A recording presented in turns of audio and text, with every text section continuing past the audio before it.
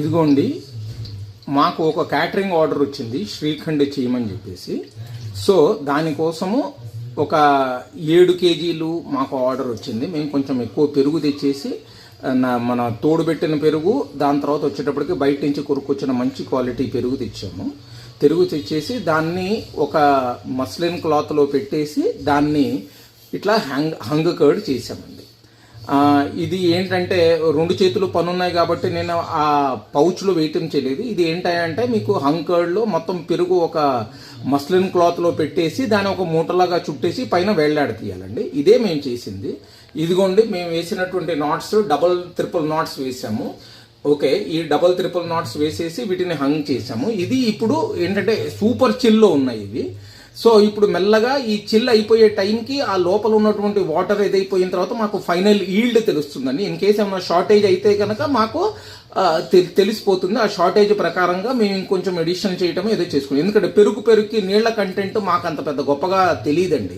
ఎందుకంటే ఇవన్నీ మనము మాస్ ప్రొడ్యూసర్స్ దగ్గర నుంచి తీసుకుంటాం కాబట్టేసి మేమైతే అమూల్ బ్రాండ్ వాడామండి. ఇదిగోండి, మేము వాడినటువంటి అమూల్ బ్రాండ్.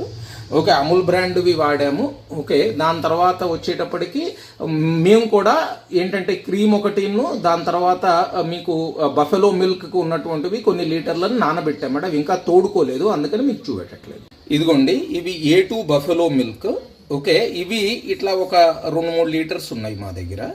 ఓకే, సో ఈ లీటర్లని మేము ఏం చేసామంటే కనుక వీటిని సన్నటి సెగలో మీగడ కాచేంత వరకు మేము వీటిని పెట్టేసి దీన్ని ఇప్పుడు తోడు పెట్టామండి. కొంచెం లేట్గా తోడు పెట్టాము. సో రాత్రి 11, 12, 1 గంట ప్రాంతాల్లో ఇవి తోడుకుంటుంది ప్రాపర్గా.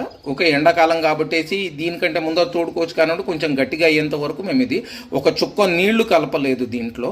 ఓకే, ఇది ఫుల్ ఫ్యాట్ బఫెలో మిల్క్ అండి. ఫుల్ ఫ్యాట్ బఫెలో మిల్క్ కాబట్టేసి ఇది రుచి వస్తుంది అనేటటువంటిది మా నమ్మకం. నేను నిన్న మీకు చెప్పాను కదా, మాకు పార్టీ ఆర్డర్ వచ్చిందని చెప్పేసి 7 kgs ఆఫ్ శ్రీఖండ్. ఇదిగోండి తయారైపోయినటువంటిది. ఓకే, మనము పెరుగు తీసుకొని దాన్ని వడగట్టేసి దాని లోపల మనము డ్రై ఫ్రూట్సు, దాని తర్వాత ఎసెన్సు, ఇలాచీ ఎసెన్సు, దాని తర్వాత ఓన్లీ ఇలాచీ సీడ్స్ ఓకే తీసేసి వాటిని గ్రైండ్ కొట్టి దాన్ని వాడుకోవాలండి. చక్కెర మనం చూసుకోవాలి, మోడరేట్ ఉంటే బెటరు. ఓవర్ స్వీట్ ఉంటే కనుక ఇది గొంతులో పట్టుకుంటుందండి, natural requirement of the product. Okay, so మీరు అది చూసుకుంటే కనుక మేము డ్రై ఫ్రూట్స్ అన్నిటినీ మా దగ్గరే రోస్ట్ చేసాము. రోస్ట్ చేసి చాప్ చేసామండి. ఇగోండి, మేము చేసినటువంటి 7 kgs ఇప్పుడు మీకు ముందర చూపెట్టిన దానికేనో ప్లస్ ఒక 6 ఇంకా మిగిలింది. మా క్యాలిక్యులేషన్స్ వేర్ పర్ఫెక్ట్. ఓవర్గా ఏం మిగలలేదు, కానీ కొంత గుడ్ విల్ కింద కొంత ఎక్స్ట్రా ఇచ్చేస్తాం మేము. అది పాయింట్.